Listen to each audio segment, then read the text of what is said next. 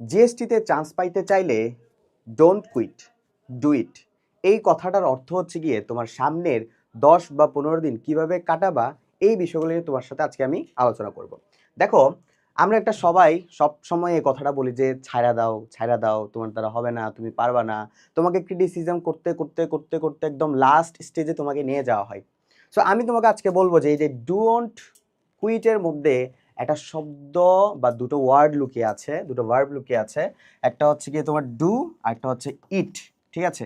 তো এক্ষেত্রে এই ডু আর ইট দিয়ে আমরা আমাদের সামনের আপকামিং 15 দিন কিভাবে কাটাবো, এই বিষয়গুলো নিয়ে তোমার সাথে আজকে আলোচনা করবো। দেখো, প্রথম যে ডু এর প্রথম যে ডি, এই দ্বারা আমি বোঝাচ্ছি তোমাকে ডেইলি প্র্যাকটিস করতে হবে। ফার্স্ট অফ অল দেখো, তুমি যদি সামনের 15 দিন যদি ডেইলি 400 থেকে 500টা এমসিকিউ যদি তুমি সলভ করতে না পারো, তাহলে তোমার দ্বারা হবে না। টু বি অনেস্ট, তুমি যদি ডেইলি 500 থেকে 400 এমসিকিউ ইংলিশ, বাংলা, অ্যাকাউন্টিং, ম্যানেজমেন্টের যদি তুমি কি করতে পারো, এই যে এমসিকিউগুলো সলভ করতে পারো, তাহলে তোমার জন্য একটা ভালো পারফরমেন্স অবশ্যই অপেক্ষা করছে। তার উপর হচ্ছে গিয়ে সবচেয়ে ইম্পর্টেন্ট একটা ফ্যাক্টর হচ্ছে ভাই, ভর্তি যুদ্ধে নামার জন্য কি লাগে জানো? অস্ত্র। অস্ত্র কি? প্রিভিয়াস ইয়ারের কোশ্চেন। তোমার প্রিভিয়াস ইয়ারের কোশ্চেন যত বেশি তোমার আয়ত্তে থাকবে, প্রিভিয়াস ইয়ারের কোশ্চেন যত তুমি ভালো পারবা, তত তুমি ভালো করতে পারবা। ঠিক আছে? তার মানে ডেইলি প্র্যাকটিসের মধ্যে আমরা কি রাখবো? ডেইলি 400 থেকে 500টা এমসিকিউ সলভ করব এবং প্রিভিয়াস ইয়ারের কোশ্চেনগুলো দেখব। যে কোনো ইউনিভার্সিটির প্রিভিয়াস ইয়ারের কোশ্চেন, ঢাকা হোক, চট্টগ্রাম হোক, রাজশাহী হোক, যত জায়গার প্রিভিয়াস ইয়ারের কোশ্চেন আছে, ভালো মতো সবগুলো সলভ করবা। এরপরে ডু এর আরেকটা ও দ্বারা বোঝাচ্ছি হচ্ছে organise your study. Organise your study মানে কি? তোমার কয়টা সাবজেক্ট জিএসটি চান্স পাওয়ার জন্য?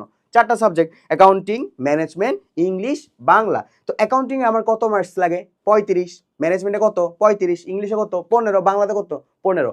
এই যে আমার চান্স পাওয়ার জন্য মিনিমাম তোমার একটা রিকোয়ারমেন্ট বলে দিই, সেটা হচ্ছে 60 থেকে 65। হ্যাঁ, এই যে 60 থেকে 65 হচ্ছে তোমার মিনিমাম টার্গেট। তোমার ম্যাক্সিমাম টার্গেট হবে কত? 75 থেকে 80। তার মানে তুমি যদি ভালো রকম যদি অ্যাকাউন্টিং এবং ম্যানেজমেন্টও যদি তুমি ভালো মতন আয়ত্ত করে যাও, তাহলে তোমার কিন্তু 60-65 ইজিলি চলে আসতেছে। কারণ এই দুটো সাবজেক্টে কত? 70 মার্কস। আর বাংলা ইংলিশ মিলিয়ে যদি তুমি 15 অথবা 20ও যদি পাও, তাহলে হয়ে যাচ্ছে। তাহলে অর্গানাইজ ইউর স্টাডির মধ্যে তোমার প্রত্যেকটা অ্যাকাউন্টিং এর কোন টপিকটা ইম্পর্টেন্ট, কোন টপিকটা জিএসটিতে বেশি হিট করে, ওটা তুমি প্রিভিয়াস ইয়ারের কোশ্চেন যখন অ্যানালাইসিস করবা, তখন তুমি নিজেই তোমার এই যে নিজে এই পার্টটা বুঝে যাবে যে কিভাবে আমার অর্গানাইজ করতে হবে। দেন হচ্ছে গিয়ে এই ইটের মধ্যে প্রথম আয় দ্বারা বোঝাচ্ছে আমরা ইমপ্রুভ উইক এরিয়াস। এক্ষেত্রে হচ্ছে আমরা কি ইমপ্রুভ করবো? আসলে দেখো, প্রত্যেকটা স্টুডেন্টের আসলে কিছু না কিছু টপিকে প্রবলেম থাকবেই। হ্যাঁ, যদি না সে এক্সট্রাঅর্ডিনারি না হয়। তো সেক্ষেত্রে হচ্ছে তোমার হয়তো বা অ্যাকাউন্টিং এর কোনো একটা চ্যাপ্টারের প্রবলেম থাকতে পারে, ম্যানেজমেন্টে কোনো একটা টপিকে প্রবলেম থাকতে পারে, হ্যাঁ, ইংলিশে কোনো একটা তোমার গ্রামাটিক্যাল পার্টের প্রবলেম থাকতে পারে, কিংবা ভোকেব পার্টে অনেক বেশি প্রবলেম থাকে অনেকের, বা ইংলিশের ক্ষেত্রে অনেকে পেসেজ জিনিসটা বোঝে না, বা জিএসটি যেহেতু পেসেজ আসে, হ্যাঁ, সেক্ষেত্রে জিনিসটা অনেকের যদি আননোন পেসেজ যেহেতু আসে, সো অনেকে এই জিনিসটা ভালো মতন আয়ত্ত করতে পারে না। সো এখানে একটু বেশি জোর দিবা। ওকে, তো এই যে লাস্ট টাইমে এসে তোমাকে অবশ্যই তোমার যে কনসেপ্টগুলো আছে, এগুলো একটু ভালো রকম ক্লিয়ার করতে হবে ভাইয়া। তোমার প্রত্যেকটা টপিক ধরে ধরে ধরে ধরে এই যে সামনের 15 দিন ভালোভাবে সবকিছু প্র্যাকটিস করে যেতে হবে।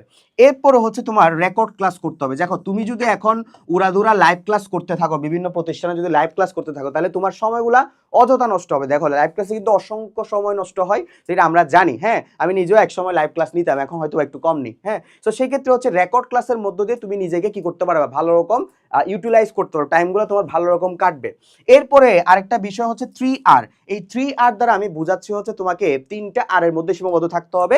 এই যে তোমাকে যদি তোমার ইমপ্রুভ এরিয়াগুলো বের করার জন্য, তোমার যে উইকনেসগুলো আছে, এগুলোকে যদি তুমি যদি ইমপ্রুভ করতে যাও, তাহলে তোমার 3টা আর এর মধ্যে সীমাবদ্ধ থাকতে হবে। ফার্স্ট অফ অল হচ্ছে তোমাকে রিভিশন দেওয়া লাগবে। হ্যাঁ, এরপর হচ্ছে জিনিসগুলো তোমাকে রিপিট করতে হবে বারবার। এরপর তোমাকে রিকগনাইজ করতে হবে কোন জায়গায় আমি ভুল করতেছি।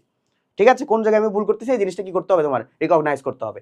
দেন হচ্ছে তোমার টেস্ট ইয়োরসেলফ। বাই টেস্ট ইয়োরসেলফে আমি কোনো কথাই বলবো না, এক্সাম দাও, মডেল টেস্ট দাও, এক্সাম দাও, মডেল টেস্ট দাও, এক্সাম দাও, মডেল টেস্ট দাও, নাথিং এলস, আর কিচ্ছু না।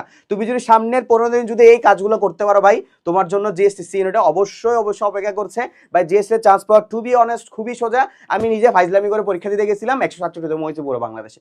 তুমি আমার চেয়ে ভালো করবা ইনশাল্লাহ। সো আর তোমার যদি মনে হয় যে আমার একটা গোছানো সাজানো প্রিপারেশন দরকার আছে, তাহলে তুমি জিএসটি ইউনিটে আমাদের হালকা শ্রেণীর কোর্সটা এনরোল করতে পারো। 2400 সিটের মধ্যে ইনশাল্লাহ একটা সিট তোমার হবে ইনশাল্লাহ। আসসালামু আলাইকুম।